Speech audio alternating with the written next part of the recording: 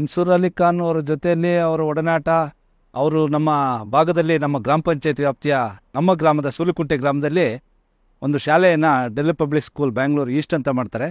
ಆಗಲಿಂದನೂ ಅವರ ಒಡನಾಟ ನಮ್ಮಲ್ಲಿ ಚೆನ್ನಾಗಿದೆ.